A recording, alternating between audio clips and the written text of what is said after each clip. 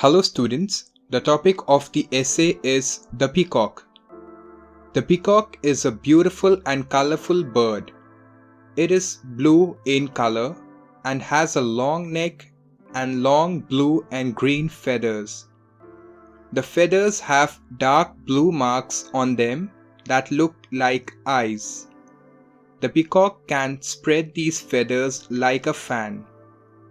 The female bird, called the peahen, is not as pretty as the peacock. The peacock is our national bird. Besides India, the peacock is found in Sri Lanka, Myanmar and Java. This great bird eats grains, insects and yes, even snakes.